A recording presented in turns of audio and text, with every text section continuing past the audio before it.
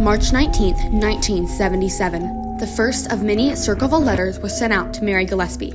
She went out to her mailbox and found a plain white envelope. Inside was a letter. The letter was threatening.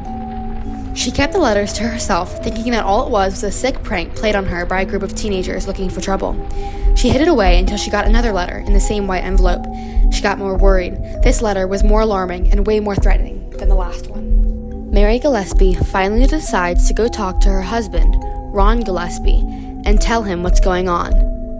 She wants to tell him about the letters she's been receiving. Ron also admits that he's been getting letters from this anonymous letter writer. His letters were more threatening, with some saying, "Catch them, kill them both, he does not deserve to live." Ron continues to get these letters threatening his life. The letter writer told him that they know what kind of car he drives and where his kids go to school. Ron was terrified. Late one night, Ron gets a call. Enraged, he picked up a gun, gets into his truck, and tells his daughter that he's going to take care of the letter writer himself. He then proceeds to drive off. While Ron was driving, reports say he was going too fast. His car swerved off the road and hit a tree. The one thing that is strange about his death is the fact that the police found his gun lying under him. The gun had been fired not long before he died, so the question is, what was he shooting at? More importantly, who?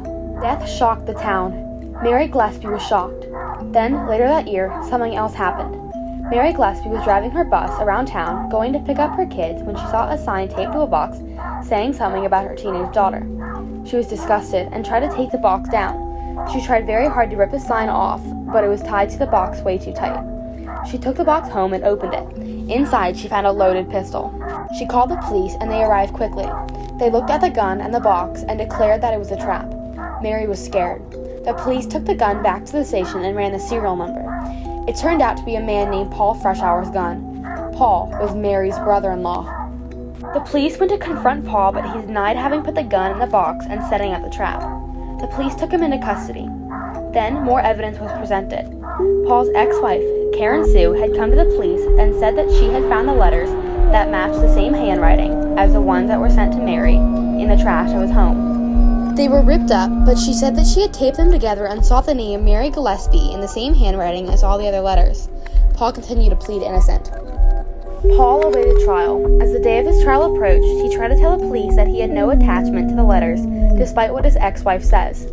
The day of his trial came, and he was found guilty. He was sentenced to 25 years. Now, only in this video, we have a special interview clip from an interview with Karen Sue. Good morning, Miss Sue. Good morning. Let's jump right into this. How are you feeling about this whole situation? Well, I'm worried, scared, and a little bit happy. Happy? Why are you happy? Well, I got my house back, and my children, and my money. So it seems like you would get everything back you lost after your ex-husband went to jail. Interesting. Interesting? What's interesting? Well, if I heard you correctly, you said that if Paul went to jail, you would get everything back that he took from you. Well, yes, that is true, but I would never frame him if that's what you're implying. Okay. I guess I believe you. You guess? You should know. I just told you I would never frame him. You seem to get so worked up all of a sudden after I ask you one simple question. Did you frame him? I'm sorry I got worked up, but I would never frame him. Okay. What's Oh, nothing. It's just the fact that he had a very solid alibi for his whereabouts, but you don't seem to have one. Though he did take off work that day the gun was found, he said that he had workers at his house doing renovations. I did not frame him. Okay. I'll leave you then. Many think that the letter writer is obviously Paul, but there are piles of evidence that prove that Paul is not the letter writer and that Karen Sue is. Number 1. Even though Paul took the day off work the day the gun was found, he had a solid alibi because he had people working at his house and doing renovations. Karen Sue did not have a solid alibi. Number 2. Paul was nowhere near the scene of the crime. No one saw him other than at his house. He could not have planted the gun. There is no way. The last and probably the most important fact in the whole story is the fact that the letters did not stop after he was put in jail. The warden of the jail said that Paul was kept in confinement with zero access to a pen or a piece of paper. Karen Sue, on the other hand, was not in jail and was still around. Like what was previously mentioned, Karen Sue would get everything that was taken from her because of the divorce. What an excellent way to frame someone, don't you agree? The letters kept coming until the year 1994 when Paul Freshour got out of jail, but once he was released, the letters abruptly stopped.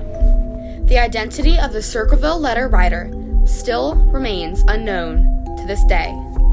Thanks for watching tonight's episode of Most Unexplained Weird Things That Happened in History. This is your host, Victoria Halvorson. Good night, goodbye, and don't forget to stay safe, folks.